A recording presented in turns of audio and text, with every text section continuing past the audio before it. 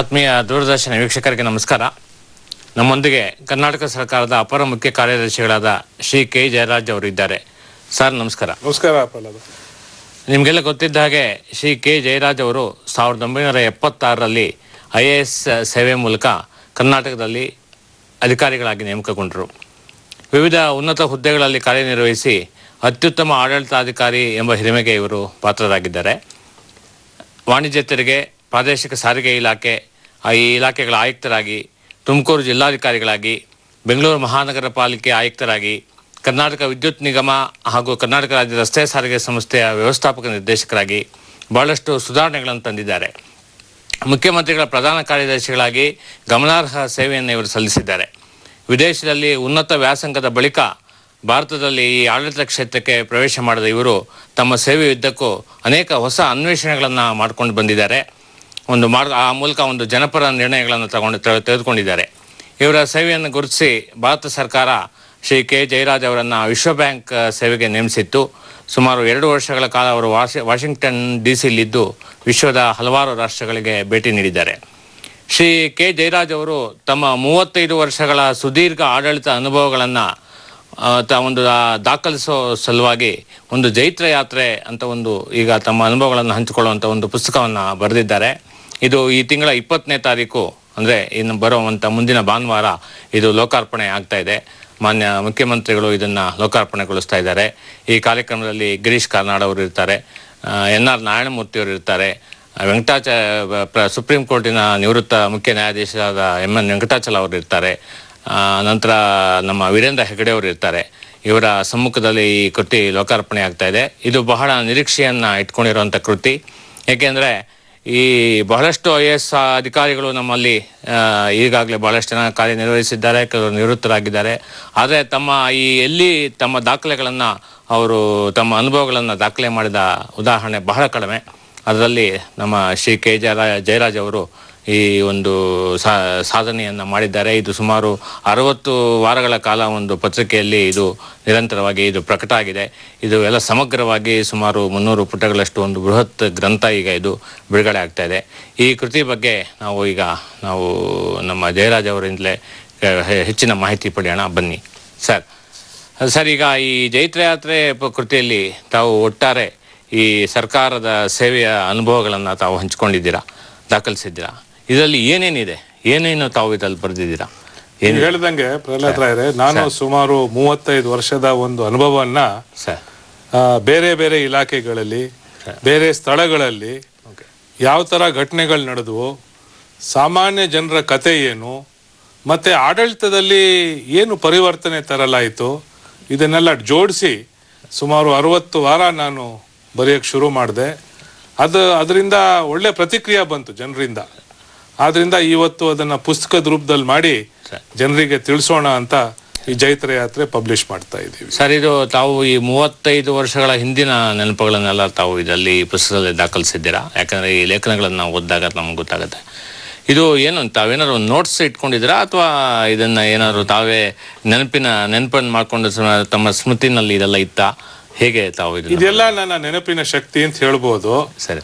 ಆದ್ರೆ ನಾನು ಬರೆಯಕ್ ಶುರು ಮಾಡಿದಾಗ ಪ್ರಾರಂಭದಲ್ಲಿ ಸ್ವಲ್ಪ ತೊಂದರೆ ಆಯ್ತು. ಯಾಕಂದ್ರೆ ಹೆಸರುಗಳು ಜ್ಞಾಪಕ ಇರ್ಲಿಲ್ಲ.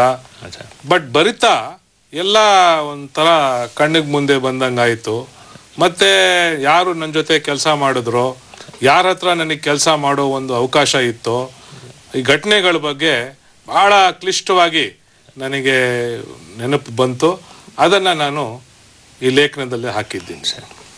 ಸರ್, ಈಗ ತಾವು ಈ ಕೃತಿಯಲ್ಲಿ ಇದರಲ್ಲಿ ವಿಜಯ ಕರ್ನಾಟಕದಲ್ಲಿ ಇದನ್ನು ನಿರಂತರವಾಗಿ ಸುಮಾರು 60 ವಾರ ಪ್ರಕಟ ಆಯಿತು ಪತ್ರಿಕೆಯಲ್ಲಿ.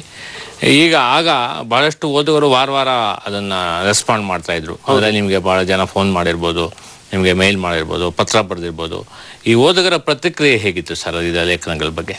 ನನ್ಗೆ ಆಶ್ಚರ್ಯ ಆಯ್ತು ಪ್ರಹ್ಲಾದ್ ರಾಯರೇ. ಯಾಕಂದ್ರೆ ಬರೆಯುವಾಗ ಪ್ರಾರಂಭದಲ್ಲಿ ನನ್ಗೇನೋ ಸ್ವಲ್ಪ ಜಿಗುಪ್ಸೆ ಇತ್ತು. ಯಾಕಂದ್ರೆ ಈ ತರ ಲೇಖನ ಜನ ಮೆಚ್ತಾರ, ಅವರಿಂದ ಏನಾದ್ರೂ ಒಂದು ಸ್ಪಂದನೆ ಆಗ್ತದ ಅಂತ ನಾನು ಬಹಳ ಹೆಸಿಟೇಷನ್ ಇಂದ ಬರ್ದೆ. ಆದ್ರೆ ಜನ ಯಾವ ರೀತಿ ನನಗೆ ರೆಸ್ಪಾಂಡ್ ಮಾಡಿದ್ರು ಅಂದ್ರೆ, ಕೆಲವರು ಹೇಳಿದ್ರು ಇದು ಉತ್ತಮವಾಗಿದೆ ಸರ್, ನವರತ್ನ ರಾಮರಾಯರ್ ಬರ್ದಾದ್ಮೇಲೆ ಈ ತರ ಆಡಳಿತದ ಬಗ್ಗೆ ಬರಿತಾ ಇರೋದು ನೀವೇ, ಮೊದಲನೇ ಬಾರಿ ಅಂತ ಹೇಳಿದ್ರು. ಇನ್ನೂ ಕೆಲವರು ಹೇಳಿದ್ರು ನೀವು ಸಾಮಾನ್ಯ ಜನರ ಜೊತೆ ಬರ್ದಿದ್ದೀರಾ, ಅವ್ರ ಬಗ್ಗೆ ಬರ್ದಿದ್ದೀರಾ, ಅವರ ಅನಿಸಿಕೆಗಳನ್ನ. ಮತ್ತೆ ಇನ್ನು ಕೆಲವರು ಹೇಳಿದ್ರು ಒಬ್ಬ IAS ಆಫೀಸರ್ ಅಧಿಕಾರಿಯಾಗಿ ಏನು ಬದಲಾವಣೆಗಳನ್ನ ತರ್ಬೋದು, ಸಾರ್ವಜನಿಕರಿಗೆ ನೀವು ಹೇಗೆ ತಲುಪಬಹುದು, ಯಾವ ತರ ಪರಿಣಾಮ ಆಗ್ಬೋದು, ಅದರ ಬಗ್ಗೆ ಬರ್ದಿದ್ದೀರಾ. ಒಟ್ಟಲ್ಲಿ ನನಗೆ ಎಲ್ಲ ಕಡೆಯಿಂದ ಉತ್ತಮವಾಗಿರೋ ರೆಸ್ಪಾನ್ಸ್ ಬಂದಿರೋದಕ್ಕೆ ನನಗೆ ಸ್ಫೂರ್ತಿ ಸಿಕ್ಕಿ ನಾನು ಅದನ್ನು ಬರ್ತಿದ್ದೇನೆ. ಸರ್, ಈಗ ಈ ಲೇಖನಗಳಲ್ಲಿ ತಾವು ಭಾಳಷ್ಟು ಲೇಖನಗಳನ್ನು ನಾವು ಓದಿದ ಹಾಗೆ ಈ ಏನಿತ್ತು ಆಗ ತಾವು ಬೇರೆ ಬೇರೆ ಮುಖ್ಯಮಂತ್ರಿಗಳು ಇದ್ದಾಗ ಕಾರ್ಯನಿರ್ವಹಿಸಿದ್ದೀರಾ, ಬೇರೆ ಬೇರೆ ಮಿನಿಸ್ಟ್ರಿಗಳ ಜೊತೆ ಕೆಲಸ ಮಾಡಿದ್ದೀರಾ, ಬೇರೆ ನಿಮ್ಮ ಜೊತೆ ಹಿರಿಯ ಅಧಿಕಾರಿಗಳಿದ್ದರು. ನಿಮ್ಮ ಒಟ್ಟಾರೆ ಈ ಗ್ರಂಥದಲ್ಲಿ, ಕೃತಿನಲ್ಲಿ, ಲೇಖನದಲ್ಲಿ ಎಲ್ಲ ಪಾಸಿಟಿವ್ ಆಗೇ ಕಾಣಿಸುತ್ತೆ. ಹೌದು, ನಿಮಗೆ ಮುಖ್ಯಮಂತ್ರಿಗಳಿರ್ಬೋದು ಅಥವಾ ನಿಮ್ಮ ಸಂಬಂಧಪಟ್ಟಂಥ ಮಂತ್ರಿಗಳಿರ್ಬೋದು, ಎಲ್ಲರೂ ಒಂದು ನೀವು ಅಭಿವೃದ್ಧಿ ದೃಷ್ಟಿಯಿಂದ ಒಂದು ಕೆಲಸವನ್ನು ತಾವು ತಗೊಳಕ್ಕೆ ಹೊರಟಾಗ ಎಲ್ಲರೂ ತಮಗೆ ಪಾಸಿಟಿವ್ ಆಗೇ ಸ್ಪಂದಿಸಿದ್ದಾರೆ. ಇದು ಹೇಗೆ ಸಾಧ್ಯ? ಎಲ್ಲರೂ ಹೇಳ್ತಾರೆ ಇಲ್ಲ, ಭಾಳಷ್ಟು ಅಧಿಕಾರಿಗಳಿಗೆ ಅವ್ರನ್ನ ಭಾಳಷ್ಟು ಇದು ಸ್ವಾತಂತ್ರ್ಯ ಸಿಗೋದಿಲ್ಲ, ಈ ಥರದ ಎಲ್ಲ ಭಾಳಷ್ಟು ಇದೆ, ಭಾಳಷ್ಟು ಜನ ಹೇಳ್ತಾರೆ. ಇಂಥ ಸಂದರ್ಭದಲ್ಲಿ ಹೇಗೆ ತಾವೆಲ್ಲ ತಮಗೆ ಪಾಸಿಟಿವ್ ಆಯಿತು? ಇದು ನನ್ನ ಅದೃಷ್ಟ ಅಂತ ನಾನು ತಿಳ್ಕೊಳ್ಬೇಕು.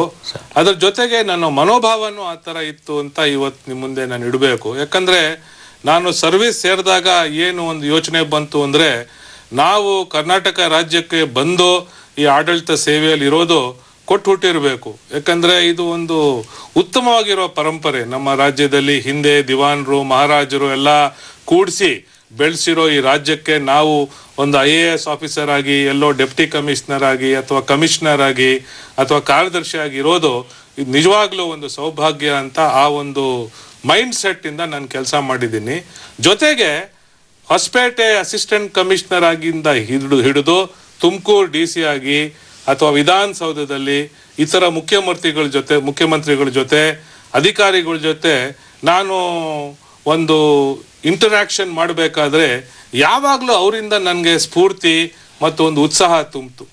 ಯಾವತ್ತೂ ನನಗೆ ತೊಂದರೆ ಆಗಲಿ ಅಥವಾ ಹಿಡಿತ ಆಗಲಿ ಬರಲೇ ಇಲ್ಲ. ಇದು ದೇವರನ್ನ ನಾನು ನಿಜವಾಗ್ಲೂ ಹೇಳಬೇಕು, ದೇವರಿಗೆ ಇದು. ಆದರೆ ಈ ಒಂದು ಪಾಸಿಟಿವ್ ಫೀಲಿಂಗ್ ಇಂದ ನಾನು ಈ ಎಲ್ಲ ಬರ್ದಿದ್ದೀನಿ, ಎಲ್ಲ ಲೇಖನಗಳನ್ನ ಬರ್ದಿದ್ದೀನಿ. ಇದಾಗಿರೋದೆಲ್ಲ ಸತ್ಯ ಅಂತ ತಮ್ಗೆ ಹೇಳಕ್ ನಾನು ಇಷ್ಟಪಡ್ತೇನೆ. ಸರ್, ಈಗ ಇದನ್ನೊಂದು ಇಂಥದ್ದೊಂದು ಕೃತಿನ ತಾವು ಬರೆದಿದೆ ಸರ್. ತಮ್ಮ ಈ ಅಡ್ಮಿನಿಸ್ಟ್ರೇಟಿವ್ ಎಕ್ಸ್ಪೀರಿಯನ್ಸಸ್ ಏನಿದೆ, ಅನುಭವಗಳನ್ನು ತಾವು ಹಂಚ್ಕೊಂಡಿದ್ದೀರಾ.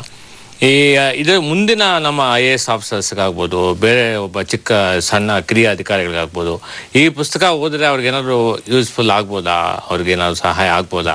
ಖಂಡಿತ. ನಾನು ಇದರಲ್ಲಿ ಏನು ಬರ್ದಿದ್ದೀನಿ ಅಂದರೆ, ಒಬ್ಬ IAS ಅಧಿಕಾರಿ ಮೇಲೆ ಅತ್ಯಂತ ಜವಾಬ್ದಾರಿಯನ್ನ ಸರ್ಕಾರ ಇಟ್ಟಿದ್ದಾರೆ ಮತ್ತು ಜನರು ಕೂಡ ಬಹಳ ನಿರೀಕ್ಷೆ ಮಾಡ್ತಾರೆ.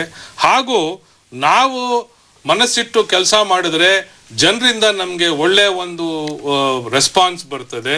ಈಗ ಹೊಸಪೇಟೆಯಿಂದ ಶುರು ಮಾಡಿ ತುಮಕೂರು ತನಕ ತಾವು ದಯವಿಟ್ಟು ನೋಡಿದ್ರೆ ಅಲ್ಲಿ ನನ್ನಲ್ಲಿ ಕೊರತೆಗಳಿದ್ರು ಕೂಡ ಅವರಿಂದ ನನಗೆ ಬಹಳ ಸಹಾಯ ಬಂದಿರೋದನ್ನ ನೀವು ಕಾಣ್ಬೋದು. ಉದಾಹರಣೆಗೆ ನಾನು ಹೊಸಪೇಟೆ ಪ್ರಾರಂಭದಲ್ಲಿ ಹೋದಾಗ ಒಬ್ರು MLA ಅವರು ನನ್ನನ್ನ ಈ ಒಂದ್ ಕಡೆ ಕರ್ಕೊಂಡು ಹೋಗಿ ಹೇಳಿದ್ರು, ನೋಡಿ ಈ ಬರಗಾಲದ ಪರಿಸ್ಥಿತಿಯಲ್ಲಿ ಕೆಲಸ ಮಾಡಬೇಕಾದ್ರೆ ಬಹಳ ಹುಷಾರಾಗಿರ್ಬೇಕು, ನೀವು ಈ ತರ ರೂಪಿಸ್ಬೇಕು ಅಂತ ಅಲ್ಲಿಂದ ಹೇಳಿದ್ದು.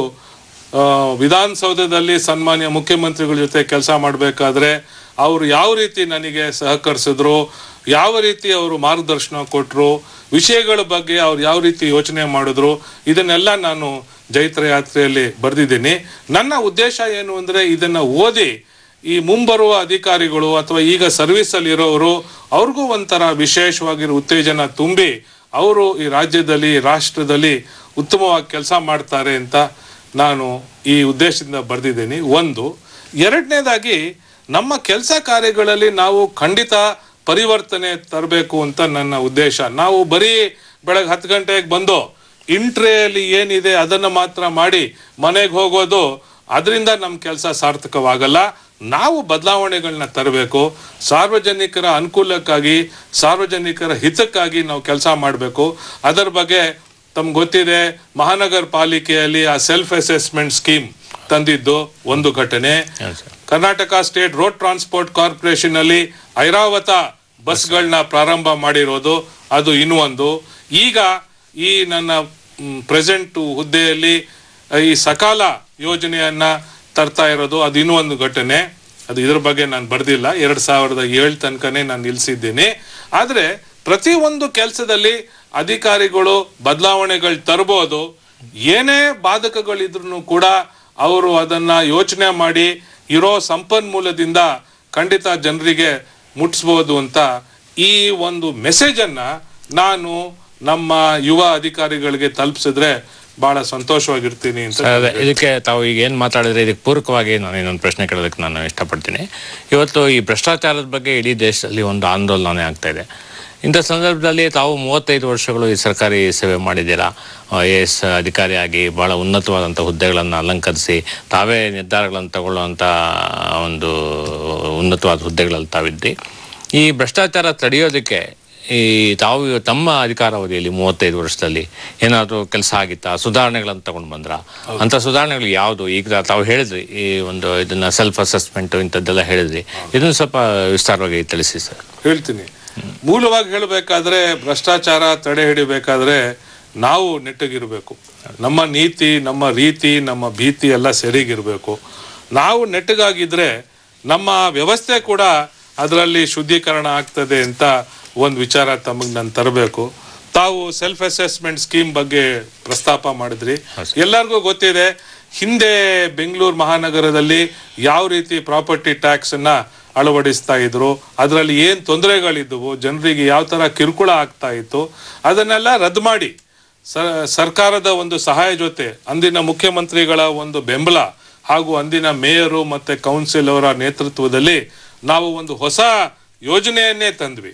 ಆ ಯೋಜನೆ ಪೈಕಿ ಏನ್ ಮಾಡಿದ್ವಿ ಅಂದ್ರೆ ಸಾರ್ವಜನಿಕರಿಗೆ ತಮ್ಮ ತೆರಿಗೆ ಏನಿದೆ ತಾವೇ ಕ್ಯಾಲ್ಕುಲೇಟ್ ಮಾಡಿ ತಿಳಿಸಿ ಅಂತ ಒಂದು ಅಧಿಕಾರ ಕೊಟ್ವಿ. ಯಾವ ತರ ಅದನ್ನ ಮಾಡಬೇಕು ಅಂತ ಬರೀ ಕ್ಲಿಷ್ಟವಾಗಿ ಹೇಳಿದ್ವಿ.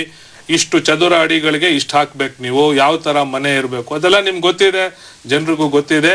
ಆದ್ರಿಂದ ಏನಾಯ್ತು, ಹಿಂದೆ 80-90 ಕೋಟಿ ಎಲ್ಲಿ ಬರ್ತಾ ಇತ್ತು, ಒಂದು ವರ್ಷದಲ್ಲಿ 100% ಜಾಸ್ತಿ ಆಯ್ತು, 100% ಜಾಸ್ತಿ ಆಯ್ತು. ಇವತ್ತು 800-900 ಕೋಟಿ ಬರ್ತಾ ಇದೆ ಪ್ರಾಪರ್ಟಿ ಟ್ಯಾಕ್ಸ್ ಇಂದ.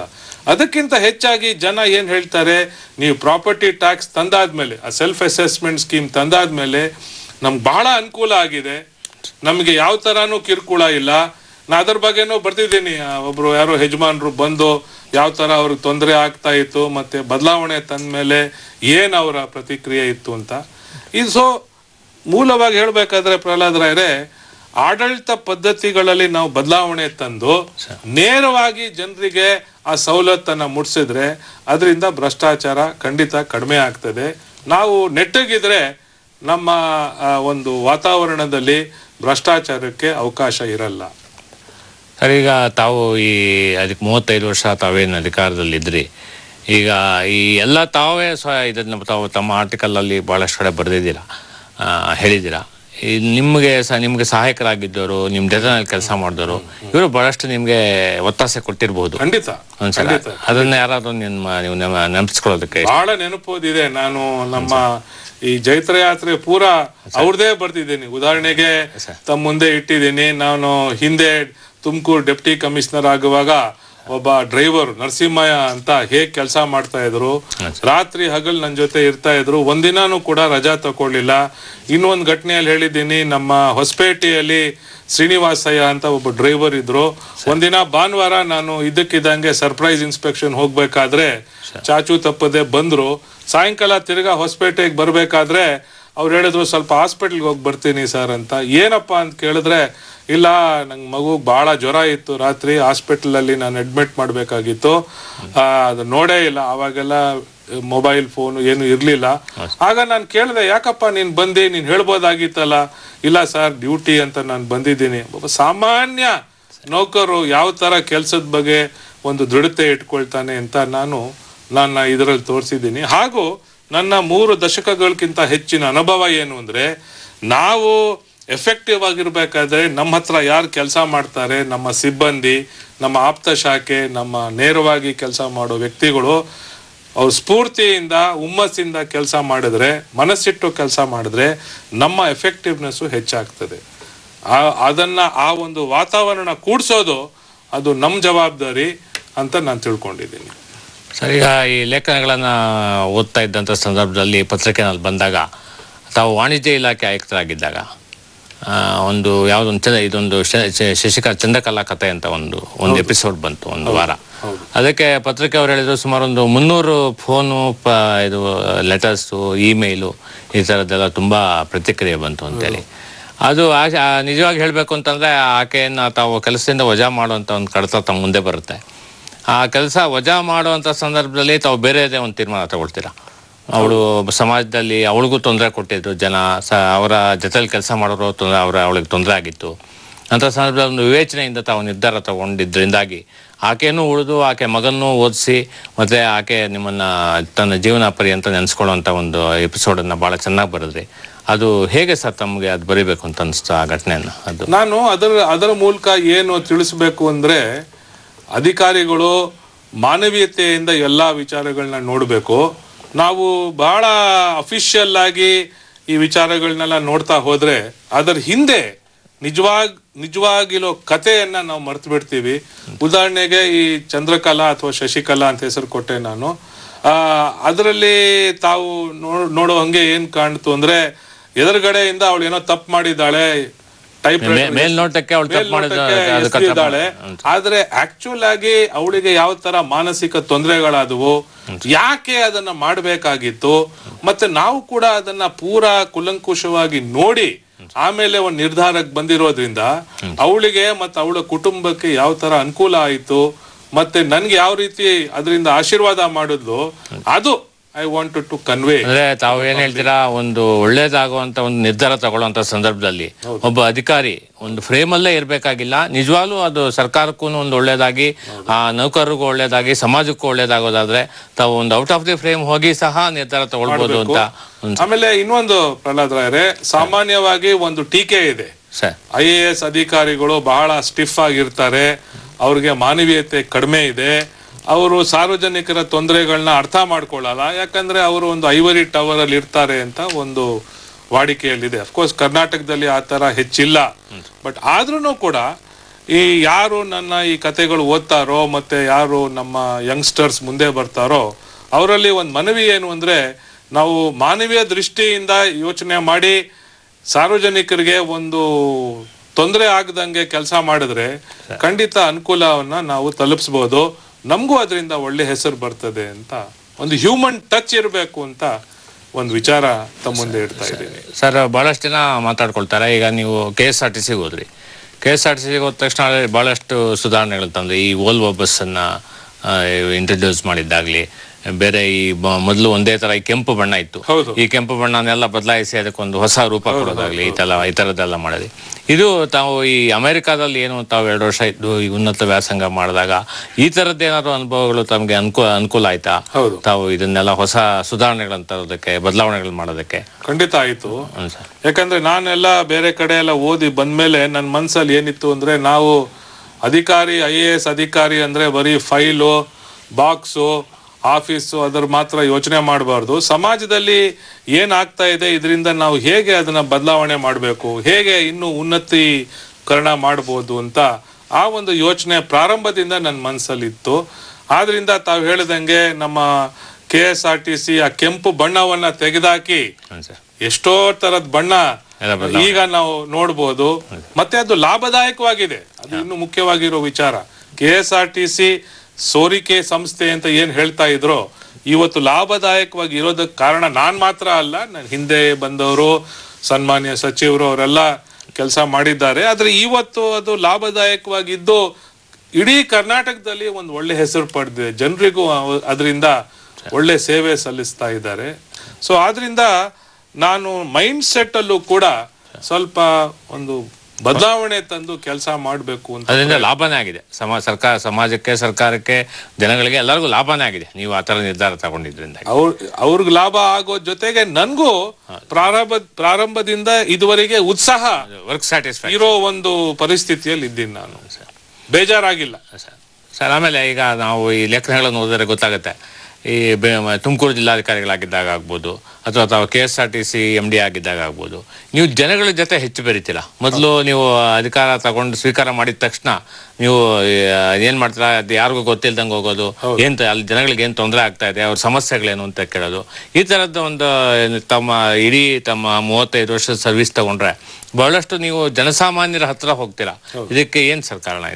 ಇದಕ್ಕೆ ಕಾರಣ ನಮ್ಮ ಆಡಳಿತದ ಪದ್ಧತಿ. ಯಾಕಂದ್ರೆ ನಾವು ಮರಿಬಾರ್ದು, ನಮ್ಮ ಹಳೆ ಮೈಸೂರು ವ್ಯವಸ್ಥೆಯಲ್ಲಿ ಮಹಾರಾಜರು ಮಾತ್ರ ಅಲ್ಲ, ದಿವಾನರು ಮಾತ್ರ ಅಲ್ಲ, ಸಾಮಾನ್ಯ ಅಧಿಕಾರಿಗಳು, ಡೆಪ್ಟಿ ಕಮಿಷನರ್ಸ್ ಎಲ್ಲ ಜನರ ಹತ್ರ ಹೋಗ್ತಾ ಇದ್ರು, ಜಮಾಬಂದಿ ಮಾಡ್ತಾ ಇದ್ರು, ಜನರ ಅಹವಾಲುಗಳನ್ನ ಕೇಳ್ತಾ ಇದ್ರು, ಜನರು ಅವರಿಗೆ ಭಿನ್ನವತಲೆ ಕೊಡ್ತಾ ಇದ್ರು.